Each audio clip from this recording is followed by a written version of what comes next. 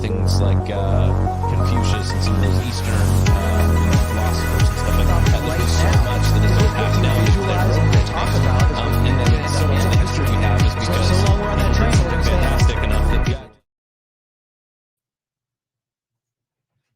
Welcome to another episode of the Joe and Doug Show. We're excited that you're with us, and we have been enjoying hot weather here in Youngstown, which is awesome. Joe has been just enjoying being uninspired. Like, put this post on Facebook. He's like, I haven't been inspired. It's not necessarily a bad thing. I commented. There's a scripture for that. I did. And got to hit our button. Yes. So you guys can come in. You don't have to hang up on the wall. Come on over. The thing I want to talk about today, and that I've been kind of do you like my cryptic messages, by the way? Does it challenge you a little bit to try to figure out what's going on? I don't think it's necessarily cryptic. Okay.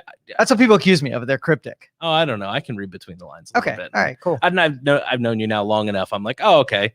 You've seen like 6 cycles. Like, you've been around long enough to see me go through this same cycle. Yeah, and I've watched when you're cooking with grease, and I've watched when it's struggling and difficult, and I've watched when you're pressing through, and I've watched when you're creating, and I've watched all of those things, which is fun.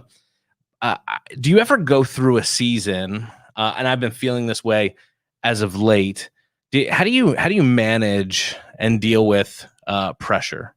Some pressure is self-induced, some pressure is external, some pressure is applied by other people, some pressure is expectation, some pressure comes from all different sources, but we manage pressure, and particularly for leaders and people out there that are trying to grow, you deal with pressure on a daily basis. Yes. Pressure, I feel pressure to do well at the church, not just because I want the church to succeed, but like I have employees that are counting on paychecks, and there's lots of layers to the pressure. So how do you manage the pressure? How do you deal with the pressure? Do you forget about the pressure? Do you ignore the pressure? Do you turn the pressure into positive energy? How does Joe handle pressure? I practice pressure. Okay. And so I make sure that if I'm working on something and I can't tell what the pressure is, I go sort of induce the pressure so I can practice through it. Because honestly, the reason that pressure gets sort of exhausting is when it goes beyond what your limits are. Like, you get overwhelmed with the pressure beyond what you're capable of handling. But if you're always dealing in the pressure, you kind of know where your gauge lies. And when things are really high, then you take it easier on yourself, and you know what to do to kind of manage it and to push it up and down. But the worst thing to do is to there's no pressure, and just let me go idle for a little while, because that's when you get slam daddied, and it's not a fun deal. Yeah, and you can end up living in that space, for sure, and depressed and all of that. Pressure is not necessarily bad. No. Pressure is how we get diamonds. Pressure is how the good stuff in life sometimes is created. But most people want to avoid pressure at all costs. They want a simple, easy coast. They don't want too much. You ever see the memes that say, dress like the job you want, and then it's like, what does an eccentric billionaire wear? And it's somebody in slippers and pajamas doing nothing. But I find that goal for people to just be comfortable, it kind of turns my stomach. Yes. But then when you get in so far, sometimes the pressure's a lot. Sometimes when the pressure mounts, there's a reason that clergy and pastors are notorious. Something like 4,000 clergy a month leave the ministry in America and never return to it. There's pressure to it. And there's certain things, you're dealing with people's families, jobs, livelihood. You got to bury people, marry people. You're there in their worst times, their best times. And there's a lot of emotional pressure, and there's a lot of pressure to say the right things biblically, politically, relationally. And so to navigate that in such a way, sometimes you can find yourself under pressure. And in that pressure, you look for an escape rather than how do I allow this pressure to form me? So how do you not run from pressure? Well, the escaping vacations, let me go blow off steam, is the practice of letting it build up beyond what you're capable of. And if you don't have that release, you're dead in the water. So that's not a good practice. Yeah. So when we go on trips, we are gaining energies. We are hitting the reset button to get new perspective and whatever. We're not running away from everything or anything. Well, but escape's kind of like, people will get a job. They'll be all excited about the job. They'll start the new job. They'll meet people. They'll get affirmed. Hey, you're doing a great job. And then 6 months in, they're like, this is the worst job ever. I hate this job. My boss is a jerk. And the expectations were low when they started. Right. They're training them. They're teaching them. Everybody's praising everything. It's the honeymoon phase. Exactly. Yes. And then you hit a certain spot and all of a sudden people are like, well, you're the boss now, or you're the manager, or you're the, employee. You know how to do this. We need you to show up on time. We need you to grab an extra shift or whatever it is. And then people are like, well, this job sucks. And then they quit because they just want to escape the pressure. They want to escape the demand and they go somewhere else. I know that that's true for any venture, but I find the best stuff is always on the other side of that bit of pressure. That bit of pressure is just there to test you to see if you're willing to push through. What sucks though about a culture, like it so adopts like the buckling to that pressure and to like complaining about the job instead of being strong and being, sort of like intelligent about it. It's like, yeah, your boss does suck. You should quit. Pastor Joanne said this morning in staff meeting, I'm totally throwing her under the bus today. Someone in the room was like, you shouldn't complain. And she goes, I don't complain. I whine. And she was being funny. She was right. But, it's true. We coat that and we allow ourselves to complain about the pressure and complain about the expectations, the demands. But those are the good things. Those are the things that press us forward. When I feel pressure, is there a part of me that's like, I'd have less pressure if I went and sold insurance. I'd have less pressure, but the reward on the other side of that to stick through a tough time with somebody, or the reward on the other side of that to go through and allow that pressure to form you into that diamond that, you've been wanting to be, but nobody wants to go through the process. It's kind of like in the church world, we use the word testimony, people sharing their story of what they went through.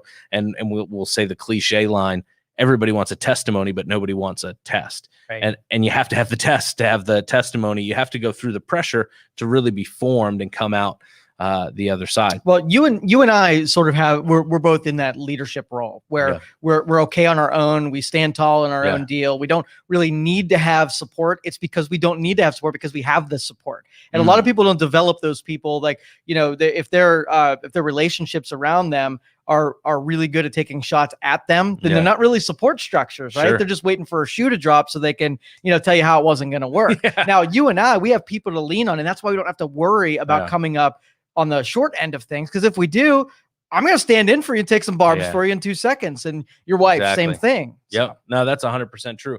I think support system allows you to carry more or less. Some support systems, don't make you able to carry anything, or are your pressure. Right. If my wife wasn't a rock star at home with the kids, I'd have one hand tied up having to do more at home. But because she does such a great job at home with the finances, it lets me put that stuff on the back burner and know, hey, she's solid, taking care of it. Bills are paid, kids are taken care of. Not that I don't have to show up and be in my kid's life. That's not the point. But I'm not thinking about that when I'm not there because I know that it's handled. Where if she wasn't, maybe she wasn't as good with the finances and I was having to do that, I'd be thinking about that at times where I could be creative. It releases you to do those higher pressure, tense situations. And what's really neat is she understands that part of her calling in this season is to have the kids in the house and everything in shape so that I can come do a podcast at 6 o'clock at night. And I'm not, and I have a meeting after this and I'm not necessarily losing out on what's happening at home because she's got that ship running the way that it needs to run in the season. And that's really cool. So support systems are huge. I'm going to meet with Bishop tomorrow for a few hours, and I know I'll get to kind of release a few things that, hey, I haven't had anywhere to take this. And he's going to be able to be encouraging and coach me through, hey, you other leaders can do that because they know where you're at and they can say the right things to help you through it. And they've totally, I went to breakfast with another pastor who's a district official for Ohio. He works in the network office. And I asked him, I said, you ever want to quit? Just like hang it up and go sell insurance or like whatever. I made the quip. And he told me this really funny story of, they were in the process of launching, their first campus at the church he was at. And it was just a high pressure time. Everything was growing. Everything was good, but you were feeling that pressure. Like I got to hit a home run every week. And, he was in high demand for his time. They were sprouting leaders every which way. And he goes, I was driving down the highway and I saw this sign for insurance. And I thought to myself, be so much easier if I just quit and sold insurance. I'd make more money, and I could hang it up at 5 o'clock at night. It'd just be so much easier. And we both had a quip and a laugh because we understood in that moment that there's no way that we're quitting the ministry. But that thought crosses your mind when the pressure mounts, because you're like, oh, it's got to be easier. But that's such a lie. It is, because the grass is never greener on the other side. The grass is always greener where you water it. And so, people think like, well, if I just get a new job, if I get a new boss, if I get a new opportunity, you'll have a honeymoon period where you're like, oh, this is amazing. That's what the chase is right there. Exactly. No matter where you go, you're going to get that 30 days of it being different. And then it's going to feel a lot like the same after the 30 days expires. Well, I had about 18 months here, Bridget. It was really nice. Things went really well. People kept saying to me, the honeymoon phase is going to come to a close. And I was like, nah, this is amazing. And then eventually came to a close. And, you had the first couple of people that are like, we're not sure you're our cup of tea. We're going to another church. And you're like, oh, that first leader that resigns. Little twist. Yeah. And those are small things, but it was those things that I was like, all right, the honeymoon phase is over. For listeners out there, what this feels like, it feels almost like a breakup in the professional world. It feels like a detachment where you don't take it personal because you're not going to line up with everybody, but you feel lost in that moment for some reason. Big time. You live with, I tell our team all the time, like, I don't believe that anybody belongs to me. So people come and go from church. I try and, people are gifts, and if God puts them in my hand, I will help love them, steward them for as long as he gives them to me. And when they're ready to go to the next nest or whatever, sure, would I love everybody to stay with me for the next 30 years at Bridge of Hope? Absolutely. But at the end of the day, I realize some people are coming to you for a season. Some people are coming to you to get fixed up and sent out. Some people are coming to you because they have something to add to you. And once they do that, so I try not to, and that's taken time to get to that spot. I remember early on, I hired a youth pastor, and he was with us for 3 years, and love him to death. Like, talk to him all the time. He's come in and guest preached. He'll be back in this fall, I think, to preach. And but man, when he told me he was going, I was like, it took my breath out of my lungs a little bit, because I was like, man, we've had so much fun for 3 years. We were finishing each other's sentence. Like, we only had, for 4 of us in the office, not a whole lot. So you're really tight knit at that sense. It's not like you're working with 50 people and it's just like, all right, well, we'll get somebody else in the HR department. Like, there's 4 of us, and one of us is part-time. So, really the dynamic of that is interesting, but you feel that pressure for your team. You feel that pressure to succeed. How do you navigate the pressure to succeed? Because you're going to lose sometimes. You might even lose most of the time. That's true. Very true. And so how do you navigate? If you hit a baseball 3 out of 10 times, you're a Hall of Famer. In business, you're going to strike out a bunch. In life, you're going to strike out a bunch. And you feel the pressure to hit a home run every time. Every Sunday, I'm preparing a sermon. I'm like, this is going to be a home run. And sometimes I get up there and whiff. And I'm watching everybody's face, and I know that I'm striking out right now. And I'm like, Lord, just if you get me out of this, I will serve you the rest of my life. Like, I just end it, and then sometimes I get up there and I don't think I did well. And people come up and like, Pastor, that was so great. It was exactly what I needed. And each week, you look at that and you try and gauge, and it's tough because it's so subjective as to whether or not a sermon was good. In business, you can kind of look at the bottom line, or the numbers up or the numbers down. I used to ride that Monday roller coaster, like, well, this was the offering, this was the attendance. Ooh, that was amazing. And the next week, oh my gosh, I should quit. And then, and you can ride that roller coaster, but you really have to deal with the losses better, because the next time the pressure mounts, you can't go into your head and go, I'm going to lose. Right. It's always got to be, I'm going to win. So how do you come off a loss? So I now I have familiarity so much with the process that I have a really good gauge on how things are going. But I got 3 things. I control the narrative. Like, if people are looking at you, if you're looking them to concoct a story that's going to make you feel good, you're going to get screwed on that. One, right. So I write the narrative. When I put it out there, I know what I'm in for, and I stick to truth. I mean, there's never a narrative that I make up and say, that this is something that it really isn't. I'm not a bloviator. I'm not going to make it out to be. I'm going out here and I'm going to try something. And did I try it? Yes, I did. Did it come up short? Well, I just wanted to try it. I didn't really want to make something succeed. I wanted to try it and give it, it's all, and telling the whole story, and not, like when you narrate or write a narrative about what you're doing, and you put like the nice shiny parts of it out there, and then you attract more criticism because I like the prickly parts better. They teach better lessons. They make me a better, stronger person. So when I tell the whole story, they don't have my critics come up and say, hey, the prickly parts. I'm like, I already said that. You know? Yeah. It literally unloads their gun. It is, right? It unloads their gun. So we put out that Instagram version of ourselves, that TikTok version. Like, here it is. This is my best part of me. And someone who we follow and mention from time to time on the show, Gary Vee always says, don't create, document. And that idea that, hey, I'm not here to just create and edit out the bad stuff and give you a polished version, but this is who it is all the way through and through. This is my the dark side of the moon, if you will. This is the parts that nobody sees, and people love that stuff. I mean, think of how many behind the scenes blooper reels, all that stuff that we love to see, good stuff. But nobody wants to put it out there because everybody wants this polished, perfect version. And you're right. It's the good stuff is when you were under pressure and it didn't go well, and then you get the blooper reel. And that's the thing you look back on in 10 years, right? That's the thing you look back on and go, man, remember when that happened? That was a total catastrophe. But marketing people, when they take your story, they will write a completely different tale than the person who's in control and steering. It's the difference between an autobiography and a biography. For sure. When somebody writes their own, it's just different. They have a different lens in which they see the world. I just watched Justice Clarence Thomas's story on Daily Wire. They streamed it. It was really, really good, but it's him in his own words. So he's telling his story and his journey and that perspective and what he was feeling and thinking. And other people will look at that and write a very different story than what he presented. So I thought it was really, really good. For you, when you're feeling external pressure. So it's one thing as leaders, we put a lot of internal pressure on ourselves. We want the vision to go forward. We want to hit the numbers. We want all that sort of stuff. When you start to feel external pressure, when you start to feel the pressure of the market or the pressure of competition or the pressure of, maybe a friend or a spouse or a competitor or another leader, how do you navigate external pressure? Because internal pressure, I think, is one thing where you can kind of manage that. You can go to a space in your head where you're like, you know what? I have to be apathetic towards this right now so that I can navigate this. But the external pressure, sometimes that doesn't go away. Sometimes employees are making demands of you and making demands of your time. And it's just like, well, how do I handle that? So how does Joe handle external pressure? I'm either one of two seasons. Either I am spending surplus or deficit.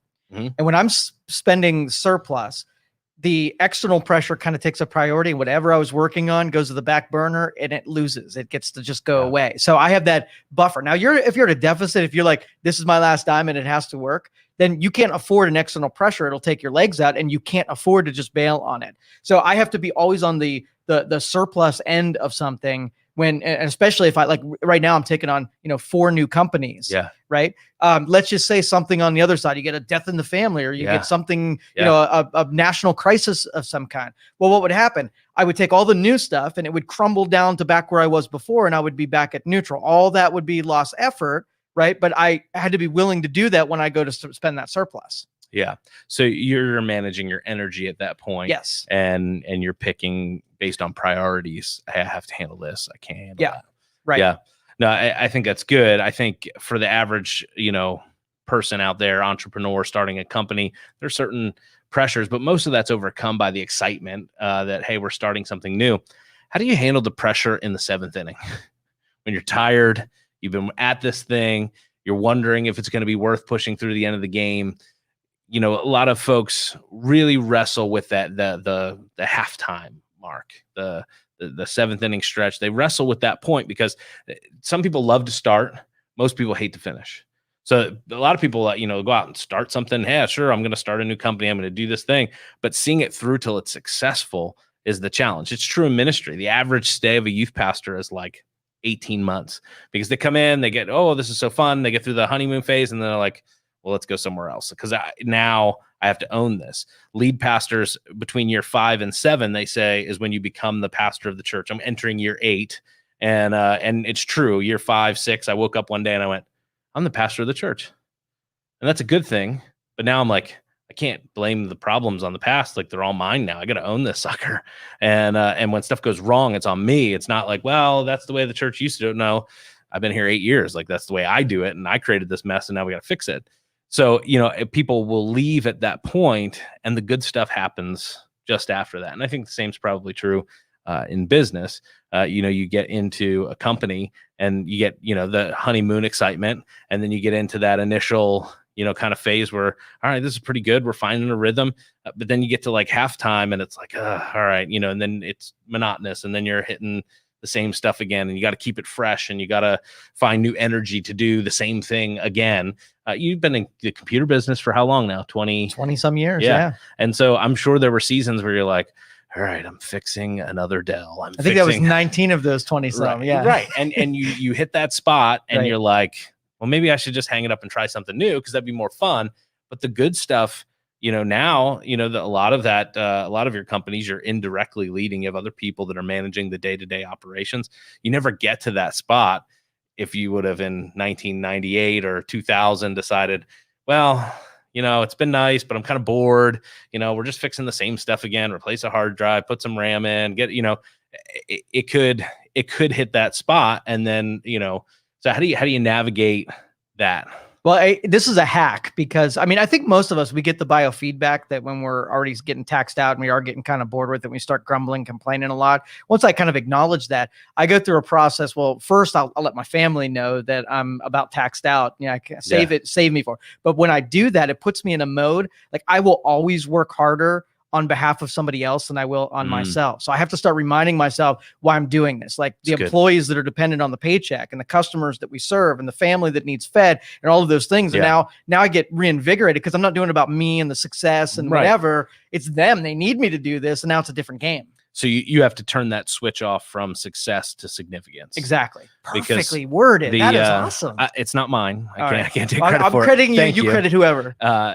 Bishop Thomas shared with me that when he was early on in ministry, he was chasing success. He wanted the biggest church and he wanted to see the most people. And then he realized very quickly that success isn't really what he wanted, but what he wanted was significance. And so in his 40s and 50s and whatnot, he chased significance. And he said now that he's entering his late 60s, he's pursuing legacy and he wants to leave something behind. And it was a great talk that he gave. So those are his words in that sense. But and I think that is true. You somewhere around your mid to late 30s, 40s, somewhere in there, you realize, all right, I've had some success. This has been kind of fun.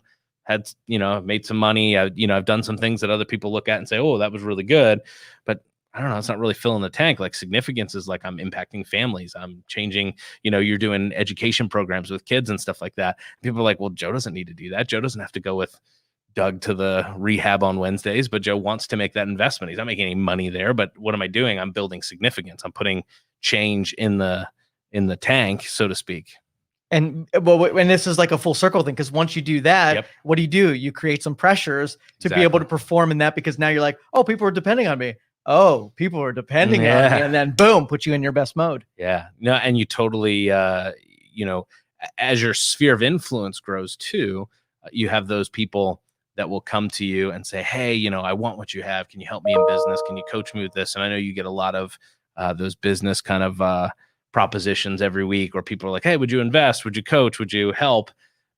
And arriving at that spot and taking stuff on your plate and realizing, hey, if I put this on my plate, like I really want to make this investment, but if I put this on my plate, it's this kind of time commitment, it's this kind of energy commitment for me, and not overextending yourself. Because saying yes to everything, at some point, you're going to have to say no to something you really should have said yes to, because you're going to be overcommitted. How do you balance that? The stuff where I spend it is really meaningful. I'm not so if I have X amount of hours in a day, I have ones that are sort of sacred, that are immovable. And I have ones that I can dabble a little bit, and they're, not as valuable to everything else. But if I'm serious about it, I can make those things work. So I use that hierarchy of time to be able to like either do it, or not. And I'm free to like really take on more than I need. And if I can see something fizzling out, it fizzled in the perfect spot to be able to fizzle. I don't need it to make anything, but if it does, it gets elevated into a more valuable spot. Well, and sometimes people add pressure to their plate by taking stuff on.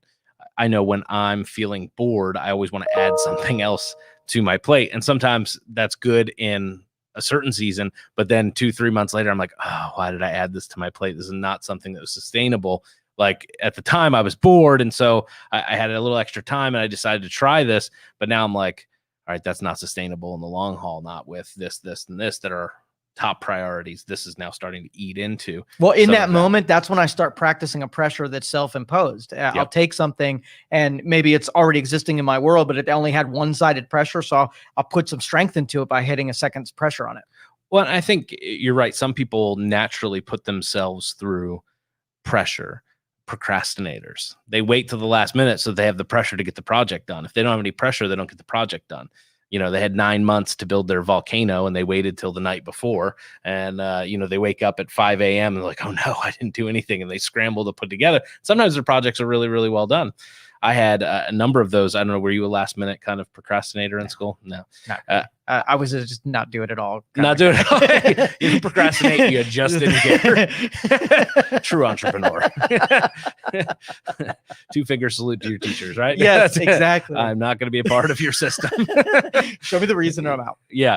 I was not a procrastinator. Procrastinators drive me a little bananas because I would want to find the pressure in advance or the purpose. You were saying, hey, if I have the purpose, tell me why I'm doing this, then I'll jump in and do it. But you have to create that pressure, whether it's through purpose or whether it's through passion or whether it's some other way that you figure it out. You have to hack yourself to figure out, how do I create the motivation to get the 35-page paper done or whatever before I'm up 3 days straight trying to write it before the last day in the semester. Now, some people are like, oh, I do my best stuff there. And I'm like, well, you just do that because you're under pressure. If you can learn to create that pressure 3 months earlier, you don't have to waste 3 nights being up. You can be totally more healthy and more fun. I was the same way with studying. Like, guys would crash study. It would drive me nuts. I was like, yeah, you can stay up all night and study for that test, but I've been studying for 15 minutes every day. I sit down at lunch and I read through my flashcards at lunch, and I don't have to crash study because it's all already in there. So I can go to bed. When we have a production meeting back here, I teach the balancing between creating opposing pressures no matter where you're at. So there's some guys that 1 week I'm telling them that they're moving too slow, and then the next week I'm telling them to slow down and they're moving too fast. And they're like, well, didn't you just tell me to slow? And I was like, yeah, were you moving too fast before? And I had to slow you down. But there'll never be a day where like, just right. I'm either pushing on this side or pushing on this side. And that's where you're healthy, you're most healthy. Well, and as leaders, our job is to create pressure for our team. So whether it's, telling them to slow down or speed up, we're trying to create a atmosphere where they're going to move the ball forward. And so we have to create a little pressure, whether that's sitting down and, doing employee evaluations, or whether that's taking somebody to coffee and saying, hey, you're doing this really great, but I need you to step up in this area. I'm expecting to see this. Do you find managing expectations to be a way to create pressure for people? Do you utilize that in your meetings? Like, hey, I need this by July 10th at 3:00 and it needs to be done. It needs to look like this. This is what I'm expecting. Go make it happen. Yeah. See, those immediacy things, they just stress people out. And I try not to use them. Mm-hmm. And I think people are not great in panic modes, and they're not great when they do wait last minute. So I like to have all of my models stretch things out and be able to take really small chunks over time. Like, I just don't talk like that here. Yeah. Like, my business is, sort of like embody that philosophy, because I'm much better at doing 10% of the work 10 times in a row to get it done than I am about, one crash course, or not crash course, but you know what I mean? Yeah, definitely. I think when you have those, but to help an employee, because sometimes you have unmotivated employees. You do. There and you're like, why am I paying you? To be able to set some due dates and say, hey, I need this by this date and I need you to deliver it in this manner is very helpful. I've been learning this as a leader, because for me, I'm very visionary. So I talk in lots of big pictures. I talk in lots of generalities. I talk in lots of principles and like and simile and metaphor because I'm creating energy and inspiration. But my employees, some of them are head down. Some of our volunteers, some of our ministry leaders, they're detail oriented. They're in a space where they want me to spell out for them, you're going to do this 6 times and you're going to invite these people to do it with you, and you're going to have it done by this date. And they go, okay. They don't need me to say, well, I just want you to do this, and it needs to be this, and it needs to have this kind of energy. They don't care about any of that. Just tell me, give me the details. And then they want me to come along and ask them, well, how are you doing? Pastor Mike and I will sit down. He will come into my office and say, hey, I've prepared all the worship sets. Now, I completely trust him to pick the songs, but he will come and wants me to inspect before he goes and post them. Are you cool with these songs? Do you like the way that set flows? Like, he's coming to that. And at the end of the day, I'm like, you pick the songs, bro. Like, you do it. Now, I may request a song. I may have a song that I really want, but ultimately, that's his kind of purview. But he's doing that because he wants me to inspect what I've expected, so that he knows that he's giving me what I want. And, you can get that acknowledgement, like exactly. feedback right away. Exactly. But it helps to create the right tension and pressure for them to push the ball forward. And I have other ministry leaders that they want me to just say, here are the crayons that you can color with, and here's the frame. Don't color outside the lines, and don't use anything different than these colors. And then I back away and they make a masterpiece. Right. They don't want me to do color by but number. That's the pressures that we were just talking about. When you notice that personality type, you gotta lead this way. And if exactly, everything's different. Right. If I try to lead them the other way, they're gonna hate my guts. Yeah. And so if in our group, if I were to say, like, we got a deadline coming up, we'll use today's date and we'll say by July 10th, people would look around and say, well, what do you want us to do between now and July 9th? Right. Yeah. I'm like, whoa. Yeah. They're used to me chunking it up and me setting the parameters, and all they have to do is look at what's coming next, not necessarily the scope of everything. So you break it down piece by piece, and you go, all right, this is what we're doing today. So you don't get distracted by, the bigger thing. It's the month. Some people get overwhelmed if you give them too much. Heck yeah. Too. That's a good point. I feel like we need to put the Queen song on here, Under Pressure. Din din din din din din. Yeah. Din din din din din din.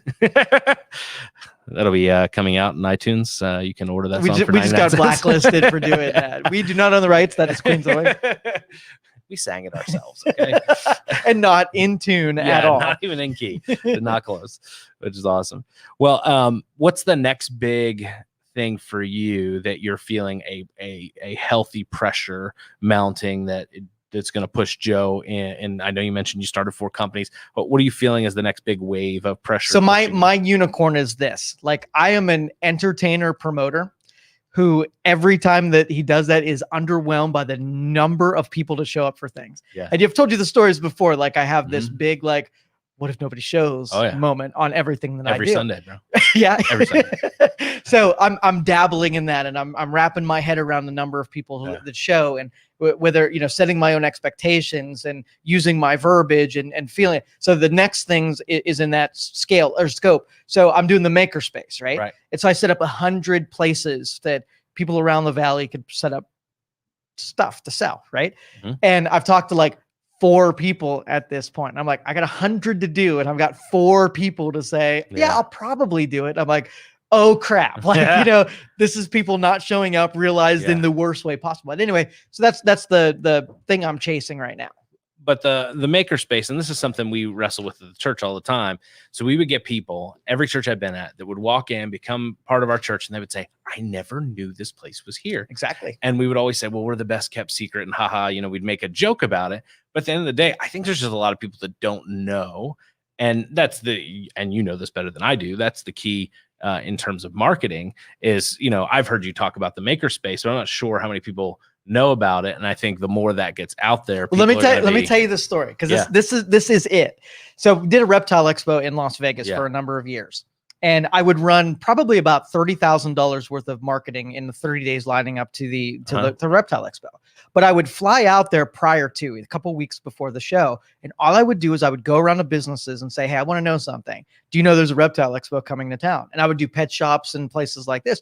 And how many percentage wise, what do you think people said? Yeah, I know that's coming. And like, nope, don't know anything about that. After spending $30,000 to let people know, what do you think the ratio was?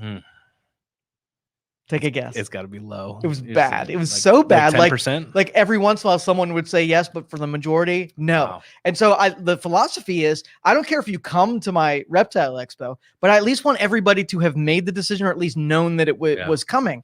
And so that is my marketing philosophy is, I'm not even going after demographics. I want to like blanket and at least know that I'm here. I mean, I just met someone tonight. And I was like, hey, I got the studio like 2 blocks away from here right now. No, I didn't know you were there. I'm like, what am I doing? Am I the worst marketer on the planet? And now this conversation starts again. Yeah, no, and it's true. And it's a wrestle. You have, from a church standpoint, we wrestle all the time. Well, how much money do we put in marketing? You and I've had that conversation in my office. Is it worth dumping X amount of thousands of dollars into marketing? Is it really going to have that much of a return for the church? And then some of it is mass market stuff. Like everybody knows McDonald's, but when you look at how McDonald's started it, and I don't know if you've ever read the book by Ray Kroc. Yeah. and the way that they've just, everybody knows McDonald's. I mean, you go into, I heard a missionary say one time they were traveling and they took a bus and then they took a bike and then they got on the back of a donkey and went to like some remote village, and they walk into the village and the leader of the village said, "Oh, will you come into my hut and share a drink with me?" And he pulls out a bottle of Coca-Cola and pours it for him. And he goes, "There's something wrong when a company who's selling flavored sugar water has managed to get their flavored carbonated sugar water to these people, and we haven't, as the church, gone and ministered to them." And he was making a very, inspirational point for pastors and leaders. And it's one of those things that you look at and you go, all right, so this is going to take money. This is going to take time, ingenuity. It's going to take creativity. It's going to take some pressure to get the message out there. What's the most effective way to provide? Because you don't want to be jamming down somebody's throat like, "Oh, we got the makerspace, you have to be a part of it." It has to be an allure. It has to pull them in so that it's their idea. They're not even doing it so that you make a buck. They're doing it because they believe what you believe, not just want to do business with you. You started off with this. So like when I go on Twitter and I say it, I just think everybody knows it at that point, right? You don't have to do anything else, right? You put it out there. Now, but relevancy and how it affects people, like you expect what you say to at least, have some kind of in, and it just doesn't, doesn't work that way. So it doesn't matter the number of, the number of dollars that you spend. You started off with your sphere of influence where you stick in and you have some kind of direction or connection to somebody who's out there. And it's just not the case. The person we met earlier today, we might even be in the same market. How could you exist in the same market and not have some kind of connection with that person? Because there's no relevancy between the two markets. Interesting. So how do you bridge those gaps? How do you bring that together? Because you look at the way a spear works. It's going to be cheesy. It's going to be a cheesy answer. Okay. Out of your comfort zone. Your comfort zone is your sphere. And the reason you don't know them or have interactions with them because they're in a space that you're not, and you got to go someplace where you haven't been. Well, and just last episode we had Rabbi on last Thursday, and I know for me it was completely outside of my theological comfort zone. It was outside of my religious comfort zone. It was outside of every sphere and box that I had. But that relationship with him and others through that trip to Israel has opened up relationships and people that I would have never met, and a whole world that I didn't know existed before. And I think that's true for, if you're looking at this in terms of business or relationships, being able to step outside and go, I'm not the smartest person in the room. I don't, we had this great experience. So my daughter has made a few really good friends at school, and it's been so fun to watch her play with other little girls that are her age. Like, she did not care that we were there. That we got invited to a pool party to watch fireworks in Austintown. And so my daughter gets there and she's gone. And I'm like, this is the coolest thing as a dad, because these girls are all super sweet, running around. But here Sam and I are, fish out of water a little bit, simply because I'm used to being the pastor. I'm used to setting the atmosphere of this is what we're going to do. I'm not the guest at the party. I'm the host of the party. Right. And so, or I'm going to someone's place that knows I'm pastor, and I kind of have like a place of honor or special treatment, maybe even. And so this was like, we're just Doug and Sam, and nobody knows who we are. Nobody knows what we do. I think we were Facebook friends with one or two of the parents. And now one of the moms and her daughter came a little bit later, and they started coming to church recently that Charlotte hangs out with. But other than that, like, it was all their family and stuff like that. And there was just, there was cornhole, there was swimming, it was a barbecue, there was hot dogs. But we had this moment where I was like, I'm watching my wife and she's going and playing ladder golf with the other moms and stuff like that. And I'm like, man, this is so out of our comfort zone. And I was kind of like, I felt like a little quiet. I was kind of like off to the side watching the kids swim. And then you're going to laugh at this. So I know you've been to this party. So we get invited, and Sam and I show up, and she's in her swimsuit. I'm in my swimsuit. And we're like on our way there going, is this going to be one of the parties where all the kids swim and none of the adults do? And we show up, and we are like the only ones in our bathing suit. I think one of the other moms had like a throw or whatever, a slip over her, bathing suit. But Sam and I are like, no, we didn't come to swim. We just came here to play. Like, we roll up. All the kids are in the pool. We're watching them. I'm sweating. It's like 9 degrees. I finally was like, Sam, I'm going to the pool. I don't even care.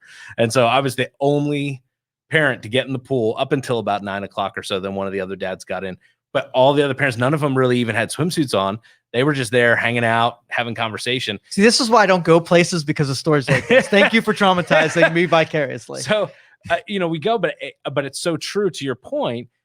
I end up playing cornhole with this group of guys, and one of the guys happens to know someone that goes to the church, and we start exchanging information, just life stuff. The one guy's a financial planner, and the other guy, and we start having these great conversations, and this whole world of people that I wouldn't have known otherwise opens up, because my daughter goes to a school and happens to love these couple of girls. They're all having a blast in the pool, and here I am meeting someone that maybe they're gonna help me manage my finances and make a bunch of money. Like, yeah, I'm making these connections.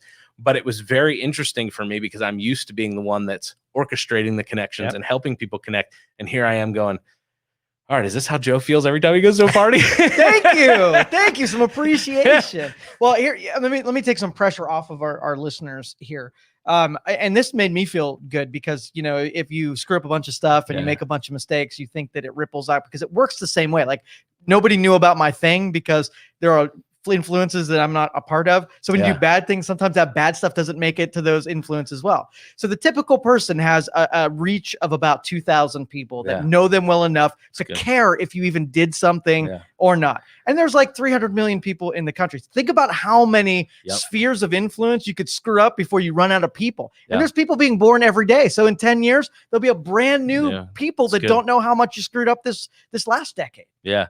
Well, in church, they tell you, as a pastor, you can really manage comfortably about 200 people. You can really only know about 20, and you can really only mentor about 6. And so when you look at that in context, and you think, for every 200 people, I need a pastor that can manage 200 people, and some pastors can only manage 50 or 100. And so you start looking at the same thing with employees, or any of that stuff. When you start navigating some of those arenas, you start having to pluck different people in, but you have these spheres that you don't know anything about. So you're saying 2,000 people. So you're saying that my 4,400 Facebook friends don't care about me. Yeah, there's probably 2,000 of them that don't like you. I'm sorry, Doug. That's true. They just My wife makes fun of me all the time. She's like, calling them friends is a stretch. So she will only accept people's friend requests that she meets in person, and she gives me a hard time, because there are people that. So, for instance, Michael, Rowan, and Ty, I met them both online before I ever met them in person. We exchanged stuff on Instagram, Facebook, and stuff like that. I had a couple of phone calls, and the first time I met them was when they showed up at the church. And so, both of those were like, wow, that's a different type of relationship, but I would have never met them had I not reached out and been, involved in that way. Well, here's a phenomenon, and I'm sure this happens to you more than me, but if it happens to me, then it's pretty universal. So you can go to a place that you've never been to before, long away from the things that are familiar, and you can meet someone there and find someone who has some utility in your life in some way, could make a connection. And like, if I didn't come here, that person would still be out there, but you would have never run across them. So pretty much every sphere has a person that can be a directive to, your world. It can offer something, like you mentioned, that somebody can help you with their taxes or whatever. There's millions of those people that could line up. So, and that's helpful for a lot of people that feel isolated and alone, even in lots of people. You know what I mean? They feel disconnected from the people they know. So I guess, in all this talk of pressure, there's some pressures that are good, some pressures that are bad, but all pressure pushes us forward. And so we're going to have to learn to deal with pressure, regardless of whether that's external, internal, whether that's employee driven, spouse driven, kid driven, doesn't matter. Pressure is going to come, and we need to learn how to healthily take those steps, manage it, and lead it forward. So I hope that you will deal with pressure well. Joe and I have enjoyed being with you, talking all things pressure and relationships. We're totally a duo, dude. Rap song on TikTok right after this. We'll see you here Thursday before we start singing. Thanks for watching. Thank you for listening to this show on Youngstown Studio. If you like our programming, we invite you to subscribe to our YouTube channel, follow our Facebook page, or subscribe to your favorite podcast platform like iTunes or Spotify. This is original Youngstown content, and we would appreciate you sharing the videos and the word about us. Thank you.